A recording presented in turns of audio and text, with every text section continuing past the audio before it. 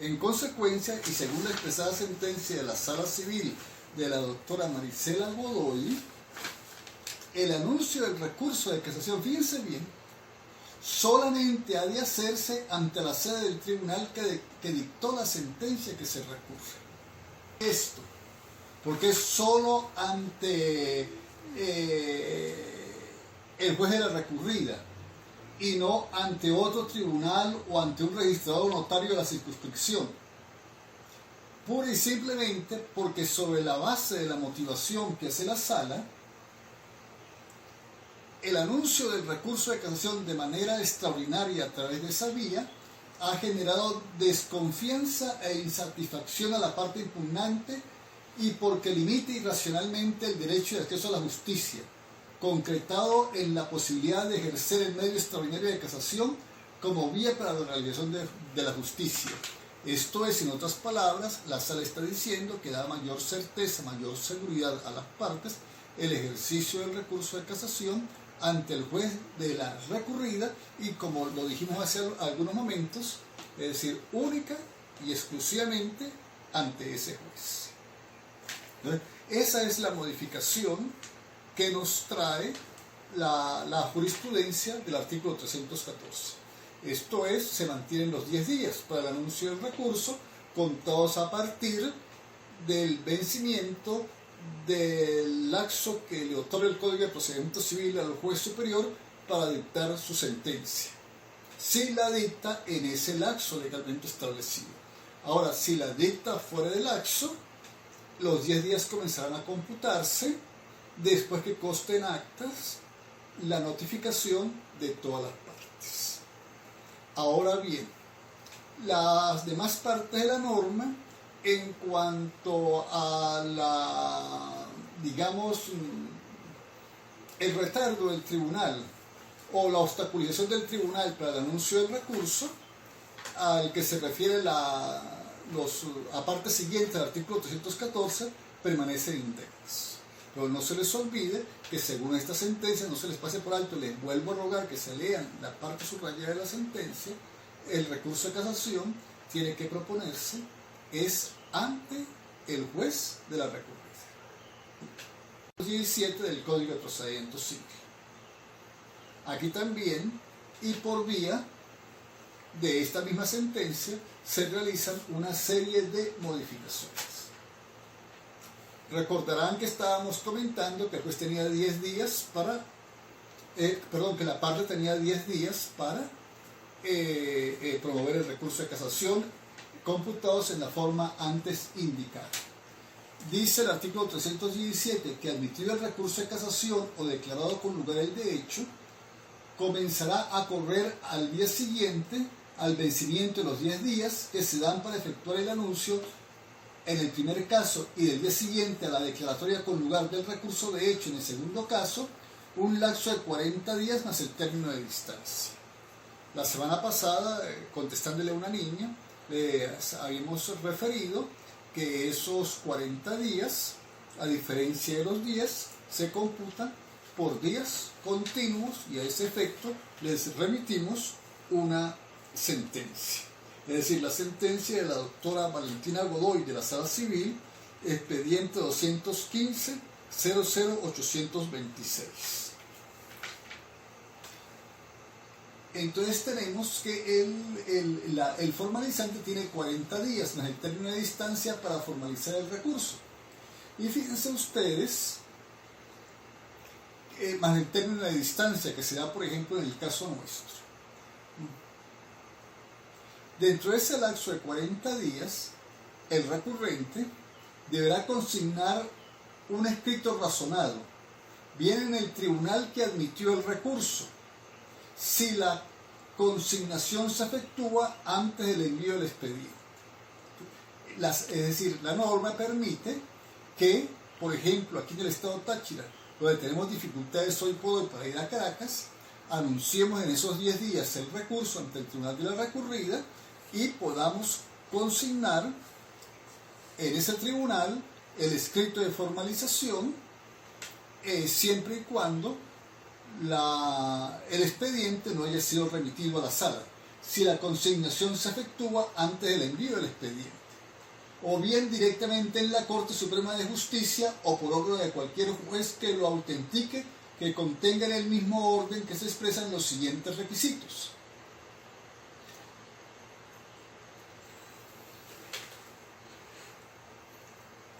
Vamos a continuar. Lo que sucede es que estoy manejando directamente la sentencia. Fíjense que el artículo 317 me dice que debo de presentar el recurso en el escrito de formalización en los 40 días siguientes al vencimiento de los 10, ¿no? Ante el Tribunal Supremo de Justicia, y si el expediente no ha sido todavía remitido, aún puedo consignarlo en el tribunal que dictó la sentencia para que el escrito de formalización sea remitido conjuntamente con el expediente a la sala. Pero ¿qué dice la sentencia? La sentencia dice que puedo presentar el escrito de formalización, 1, ante la sede de la Secretaría de la Sala de Casación Civil, y de verse impedida la parte recurrente de trasladarse hasta esta ciudad de Caracas por motivo de fuerza mayor o caso fortuito de imposibilidad, 2, podrá presentarlo ante la sede del órgano jurisdiccional que dictaminó la sentencia contra la cual se recurrió, y si el mismo no tiene despacho o padece los mismos riesgos de imposibilidad física de consignarlo, bueno, entonces, por principio, tiene que consignarse ante la Secretaría de la Sala Civil, el escrito de formalización. 2, de no poderse ir a Caracas por razones de fuerza mayor o de caso fortuito, por ejemplo, se mantiene la previsión del artículo 317 de presentarlo, ¿no?, ante el tribunal de la recurrida. Fíjense, podrá presentarlo ante la sede del órgano jurisdiccional que dictaminó la sentencia contra la cual se recurrió. Fíjense que no condiciona esa presentación. Esto es, el Código de Procedimiento Civil establece siempre y cuando no haya sido remitido el expediente a la sala.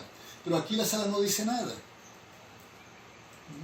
Entonces, puede seguir presentándose ante el órgano jurisdiccional que dictó la sentencia recurrida. Es decir, ¿por qué dice esto la sala? ¿O por qué hace esto la sala?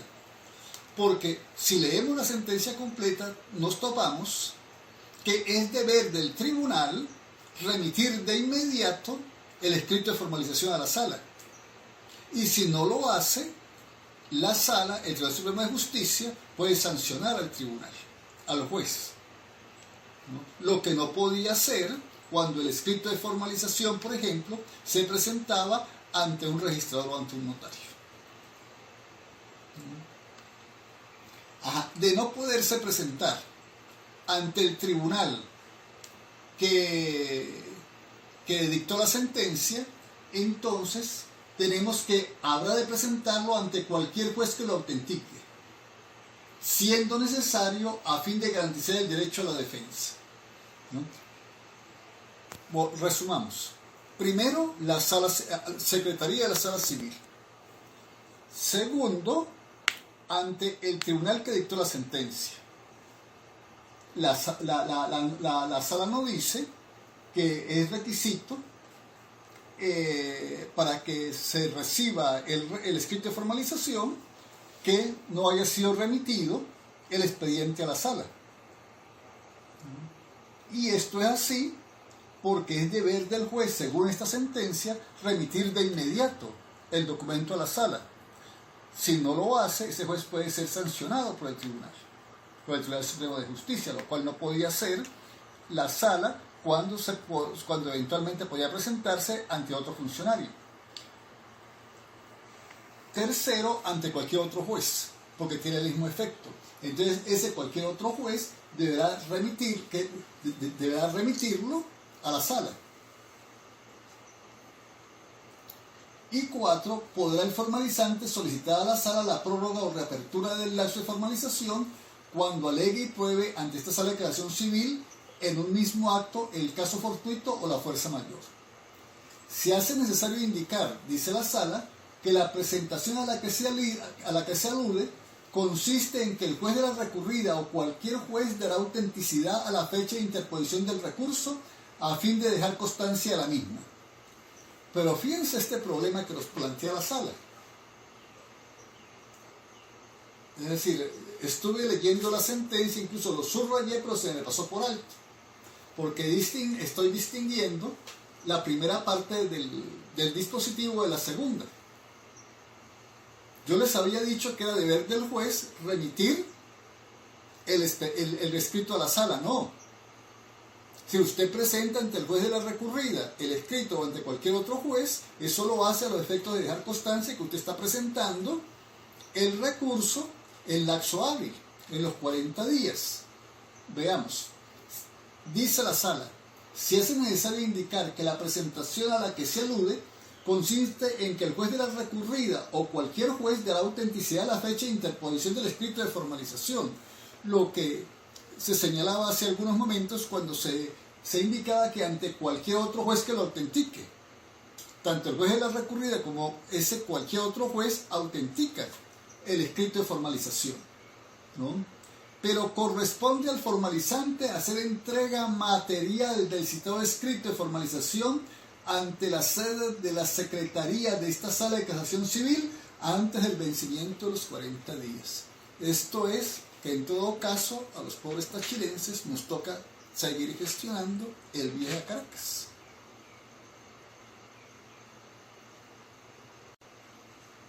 Es decir, que realmente digamos, ese es el cambio que le ha hecho la sentencia al artículo 317.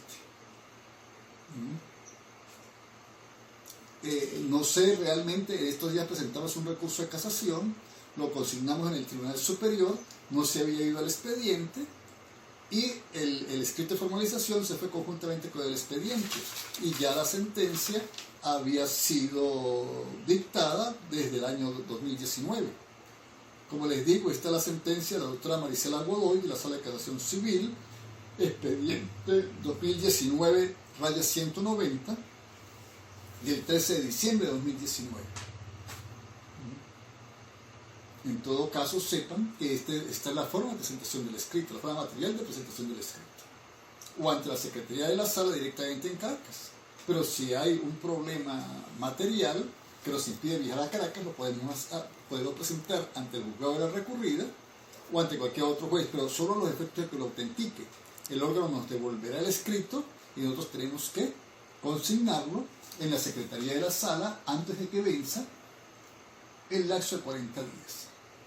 Igualmente se establece, dice la sentencia, que una vez presentado el escrito de formalización para su autenticación por ante el juzgado contra cuya sentencia se recurre o ante cualquier otro juez que lo autentique, éste estará obligado a notificar por vía telefónica, correo electrónico o fax de manera inmediata a la Secretaría de esta Sala de Casación Civil dicho acto, aplicándose a la resolución 2018 5 del 26 de septiembre de 2018.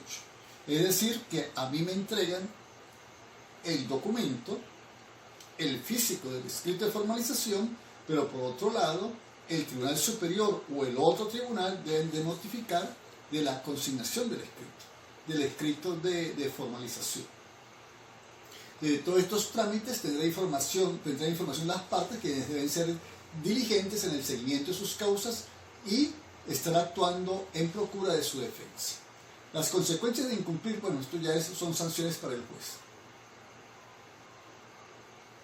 Lo anterior se exige a fin de dejar constancia de los lapsos que puedan cumplirse sin interrupción y la contraparte tenga conocimiento de que fue digamos, recurrida en casación la sentencia. Bueno, vamos a continuar. Yo sé que es un poquito confuso, es decir, difícil, pero ustedes tienen que leer la sentencia. La sentencia va subrayada por todos lados en lo que nos interesa. Y ustedes tienen que aprender a sacar qué es lo que dice la sala, ¿no? Yo les he subrayado en amarillo, azul y verde los distintos textos. Pero indudablemente que un documento de 62 páginas, pues, no es tan fácil manejar aquí a los efectos de una clase, pero si ustedes lo van a estudiar, o bueno, tienen que estudiarlo, tienen que manejarlo, pues sería en total unas 12 páginas por sentencia. No, están estudiando derecho. ¿Quién los manda? Fíjense bien, tenemos un problema. ¿Cómo vamos a redactar el escrito de formalización? De antemano les digo que no es nada fácil. Se requiere mucha madurez y mucha formación jurídica. No es imposible. No sé cuántos de ustedes en el futuro terminarán haciéndolo y terminarán haciéndolo de lo mejor. La sala es muy exigente en cuanto al escrito de formalización. Sí, el escrito de formalización viene a ser la demanda en contra de la sentencia del juez. En ese escrito de formalización tienen que constar los defectos del artículo 313, en el orden del artículo 313. Se tiene que cumplir el protocolo establecido en el artículo 317. Si usted no cumple con ese protocolo, no cumple con esos requisitos en el orden allí indicado, pues es muy posible que la sala les deseche el escrito del recurso. Es verdad, todos podemos decir, vivimos muy lejos de Caracas, no es muy difícil redactar un recurso de casación, no tenemos los contactos, no tenemos, en fin, la experiencia forense dado a la distancia para manejarlos en casación. Las sentencias, pues sí, pero muchas veces nos confundimos, bueno, tantas cosas. Pero yo les digo que si se quiere, se puede. Que ustedes están muy jóvenes y que no tienen la madurez suficiente, bueno, pues todos tuvimos 22 años. Es decir, todos tuvimos nuestros problemas y a todos nos temblaron las piernas. No hay un solo abogado que ante un acto judicial no haya tenido temor, miedo escénico, en fin. Eso es propio de todo. Eso es igual. No hay nadie que haya egresado de una universidad, incluso de un posgrado, de un doctorado, que no se haya sentido nervioso al momento de una evaluación. ¿Qué es lo importante? Comenzar. ¿Por qué los abogados somos a veces tan ordenados, tan formales? Pura y simplemente porque, como ustedes podrán apreciar, el sistema mismo nos encaja en esa formalidad. Fíjense que cuando el año pasado dijimos que la demanda tenía que llenar una serie de requisitos, los del 340, también dijimos que si omitíamos esos requisitos éramos susceptibles de una sanción. ¿Cuál sería? La que deriva de una supuesta declaratoria con lugar de la cuestión previa. También dijimos que de determinados alegatos teníamos necesariamente que alegarlo en la contestación de la demanda. De tal manera que la profesión nos obliga a seguir unos protocolos, por eso a veces somos tan acartonados, pura y simplemente porque nuestra vida está sujeta a procedimientos muy estrictos. Lo que les estoy diciendo es verdad. Los defectos o las omisiones a las cuales se refiere el 313 tienen que indicarlo a ustedes en el orden del 313. No se le olvide que están ante el TCJ. Los jueces del TCJ son como cualquier otro juez, pero hay una diferencia. Mientras que el juez de primera instancia civil del Estado Táchira tiene jurisdicción en el Estado Táchira y el juez del municipio Cárdenas tiene jurisdicción en el municipio Cárdenas, los jueces de la sala civil tienen jurisdicción en todo el territorio de la República Bolivariana de Venezuela. Sí, son los jueces, digamos, más importantes del país, están en el tribunal más importante del país. Es decir, no son cualquier juez. Entonces tenemos que comenzar a pensar que ese escrito de formalización se lo vamos a presentar a personalidades muy importantes, que tienen una gran experiencia y una gran capacidad. Ese es el principio general. No me vengan con observaciones de otro tipo, muchas veces matizadas de política, porque si no, no pueden ejercer. El presupuesto general es que se trata de gente altamente competente. Y en principio es así. Y tenemos que respetarlos independientemente de cómo pensemos. Porque les reitero, si pensamos de otra manera, no vamos a poder ejercer. ¿No? Fíjense bien. En primer lugar, pues tenemos que indicar en el escrito de formalización, es decir, a qué sala nos vamos a dirigir. En este caso, al presidente y demás miembros de la Sala de Casación Civil del Tribunal Supremo de Justicia, y a continuación nos vamos a identificar como en cualquier otra demanda, y vamos a identificarnos, es decir, como corresponde, tal cual como lo establece el numeral 1 del artículo 340 del Código de Procedimiento Civil. De seguidas, tenemos que indicar o identificar la decisión o decisiones contra las cuales se recurre. Fíjense bien, de seguidas, no es que lo van a hacer al final. Ah, no, porque es lo mismo. No, señor. Tienen que mantener el orden. La norma dice que contenga en el mismo orden que se expresan los siguientes requisitos. La decisión o decisiones contra las cuales se recurre. ¿Sí? La sentencia dictada por el juzgado superior primero en lo civil, mercantil y tránsito y bancario del Estado Táchira, de la circunscripción judicial del Estado Táchira, de fecha tal, dictada en el expediente tal, que ustedes tienen que identificar la sentencia. Eso es fundamental para que la sala sepa de antemano cuál es la sentencia respecto de la cual se van a hacer las denuncias del 313. No puede haber error. Sentencia definitiva dictada en el expediente tal, de fecha tal, por el juzgado tal. Si quiere, pongan las partes, porque todo ello contribuye a identificar la sentencia. Fíjense que la sala identifica en su portal web de esa manera las sentencias que emite, que publica. Pero ustedes me dirán, bueno, caramba, o decisiones contra las cuales se recurre, claro, porque están las interlocutorias que no tienen que hacer de inmediato, siempre y cuando ustedes hayan agotado el recurso ordinario, es decir, el recurso de apelación. Porque no se les olvide, la casación conoce de la sentencia de los juzgados superiores, de los juzgados de última instancia, no de cualquier tribunal. En segundo lugar, usted tiene que denunciar los quebrantamientos u omisiones a que se refiere el ordinal 1 del artículo 313. Lo que les decía. Usted no puede entrar a redactar el recurso como usted quiera, en base a su libre albedrío, en base a su independencia y mejor criterio individual. Usted tiene que comenzar a redactar el recurso denunciando cuál de los supuestos del numeral 1 del 313 fue infraccionado por el juez, bien sea a lo largo del procedimiento o en la sentencia.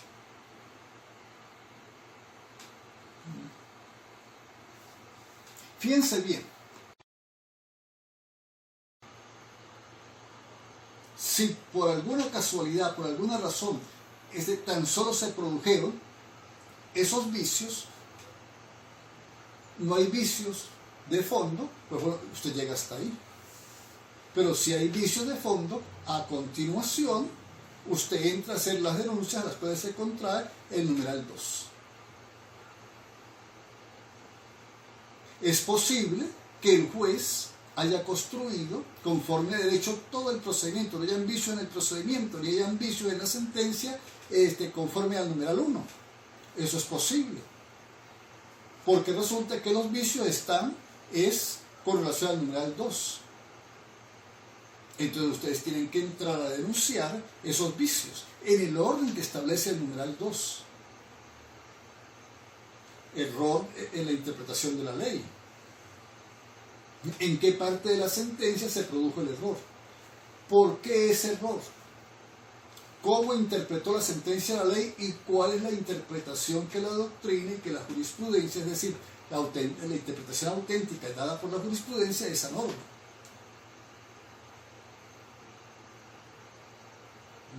Es decir, ¿por qué hubo un error de interpretación? Es decir, ¿por qué el juez interpretó mal la ley? Porque es posible que no exista una interpretación auténtica. Pero ustedes tienen entonces que aclarar y que precisarle a la sala ¿En qué consiste el error de interpretación? ¿Por qué hubo ese error de interpretación y cuál debe ser la interpretación que corresponde? Desde ese punto de vista, pues nos compliquemos un poco la vida. En el otro caso, falsa aplicación de la ley. Fíjense, en este caso el juez aplica la norma que corresponde, pero erra en la interpretación. En el segundo caso hay falsa aplicación de la ley. El juez no erra en la interpretación de la norma, el juez aplica falsamente la norma. Al supuesto de hecho, el juez le aplica una norma que no corresponde. Lo mismo, es decir, tenemos que hacer lo mismo. El mismo procedimiento. ¿En qué parte se produjo el error? ¿Por qué se produjo el error? ¿Cómo se produjo el error? ¿Por qué esa norma no es aplicable al caso concreto?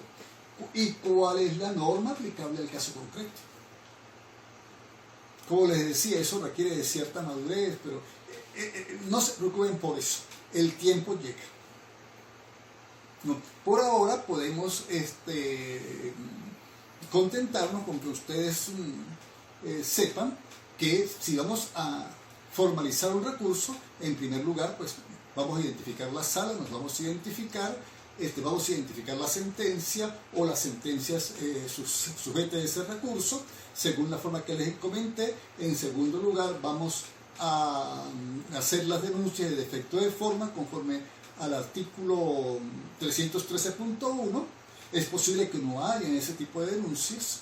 Si las agotamos o si no las hay, pasamos entonces al artículo 313.2 en el mismo orden. Que se aplica una ley derogada. Bueno, ¿cuál es la ley derogada?